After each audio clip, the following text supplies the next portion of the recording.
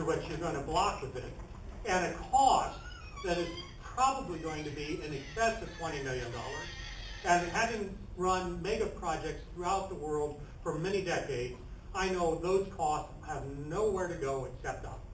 What are you going to do about making sure that we don't spend ourselves into oblivion on that wall? Now, in the town hall call-in meeting that you had, the last one, you gave the answer, I believe, that yes and no, your support for it, because you said, well, Mexico is going to pay for it according to our president. All right? But if they don't, then you would think about maybe whether or not you'd support it. I would like to have your answer that you're going to not support this wall under any circumstance.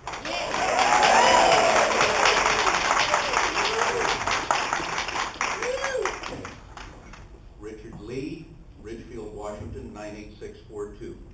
Congressman Butler, I need your help to understand something about the immigration question. I believe it only took 6 weeks for the Reagan administration to make Rupert Murdoch an American citizen. Why should it take longer for those willing to risk their lives coming here to be of actual benefit to America?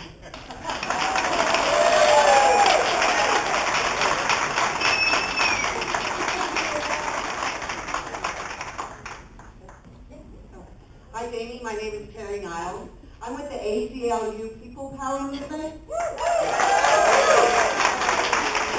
I would like to know how you are going to help us fight the bigotry and hatred that is surfacing in our community. I would like to know how you are going to protect our friends, our neighbors, people that we've grown up with, that we live with, and that we love. I also would like to know, ICE detainers are requested by ICE asking a jail or corrections facility to hold a person after they serve their time. Will you commit to making your district a freedom city? Will you commit to follow Seattle and repeat the requirement for a judicial warrant? Please. Thank you.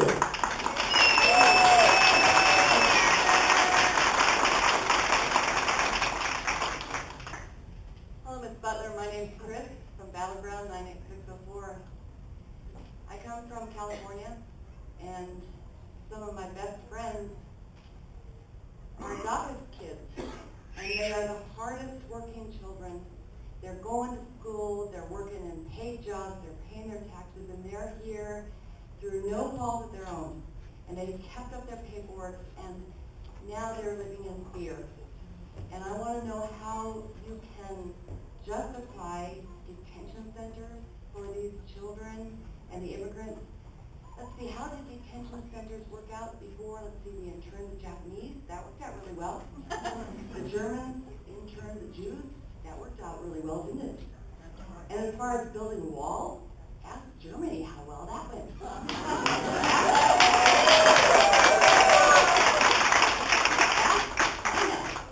That Great Wall of China, how well did that work for them? And I can bet you, if you build this wall, it'll just make it really fun for people in Mexico to try and break it down. And we'll have to pay for it. We can't afford it. You've got to protect the immigrants that this country was built on. Thank you.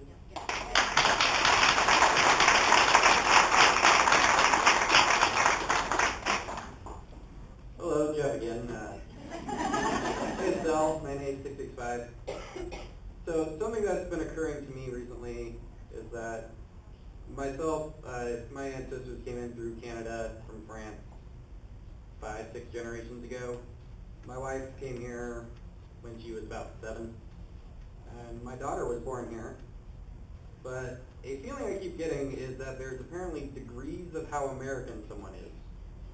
So, am I American at, 5, 6 generations in? Is my wife with her citizenship? Although she came here when she was 8, does she need to worry about paperwork that wasn't filled out properly? Does my child count as 6th or 1st generation? I'm not sure. I think maybe we're all just American, at the point where we've got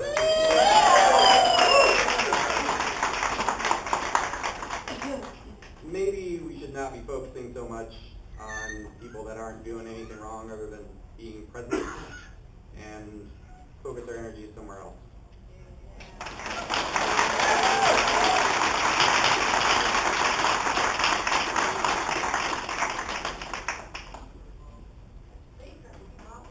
Oh, it's not? No. We need to really. Okay. So when you talk, we need, I guess, Karen, we need to really get close to the mic because the speaker up here isn't working. So we want to make sure everybody hears you and gets picked up for our videos. So we're going to move on now to foreign affairs. And everybody can get to talk again because I've only got 2 things. If you want to jump in. This is great. And I love the spontaneity of people just saying, you know what, I got something to say. 'Cause- Oh, switch mic. Oh, yeah. I didn't think of that. Oh, sure. Thank you. Volunteer hours. See, like I said, you are not paid. All right. We're not, I'm going home. 5246. 5341. 5068.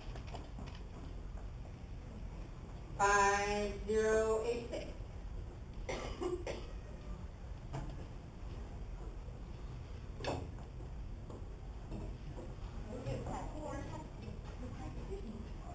Yes, yes. Here? Yeah. Hear all that speaker? No.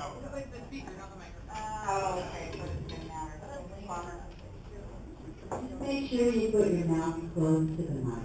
Can you all hear me?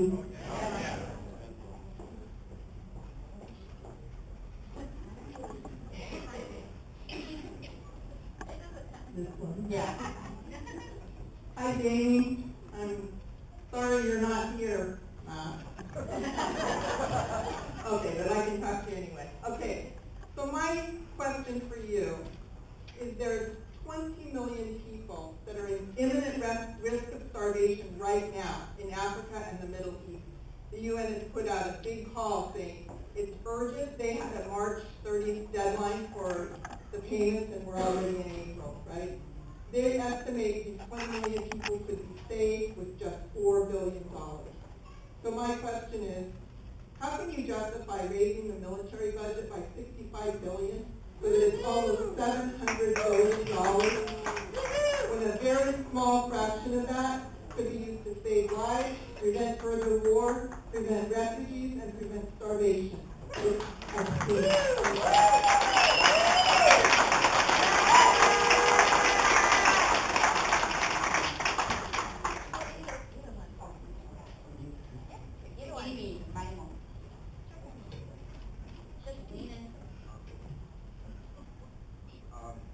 Good evening. I came tonight because I really thought you were...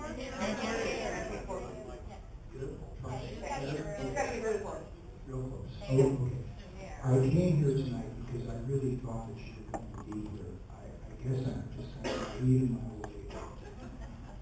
My name is Dan Shanton. My zip code residentially is 9685. I live in the Sand Creek area. Recently, you said that you have confidence that you can get some money for the Clark County Jail, and that you can get some money for the I-5 bridge. And we sort of like to see how we have different county commissions. And I'm very concerned how you're going to do that, and that's what I wanted to discuss with you tonight. The reason that I'm very concerned about how you're going to do that is what I've been hearing Mr. Sessions say. He seems to want to point out that no money is going to come to any state that doesn't comply with the federal law. He doesn't seem to want to respect states' rights in some areas, but only in others. And you may have heard that we legalized marijuana in Washington. And so I'm very concerned how you're going to get all of this through. It's very good to bring home the bacon. We all appreciate that. But I'd like to know how you're going to do it very sorry, but I'm not sure that you can. I hope you can try. Thank you very much.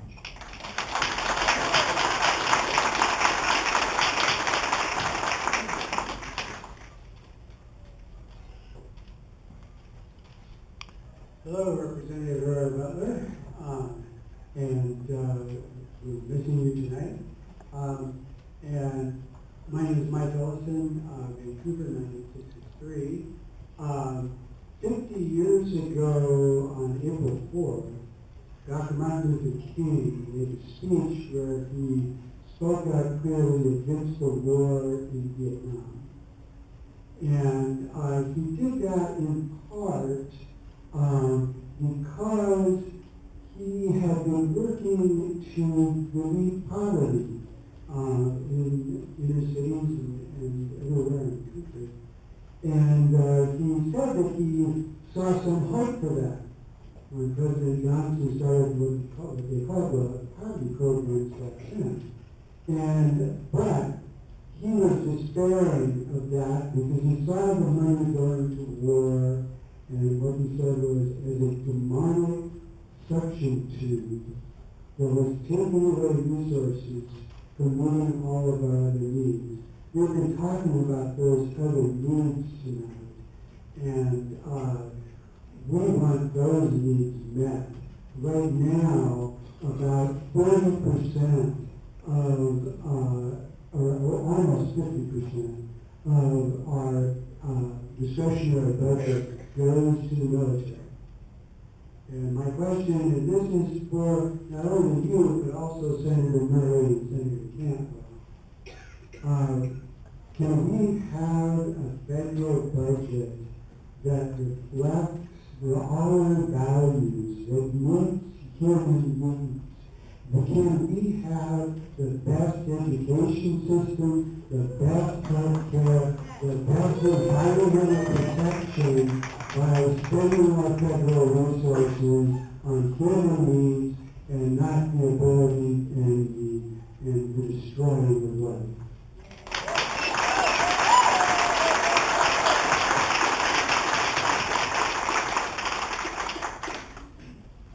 I'm John Campbell from Camas, and 98607. I have a unique perspective because I moved here at the end of 2015 from Los Angeles. I had a congressperson you may have heard of, his name's Adam Schiff.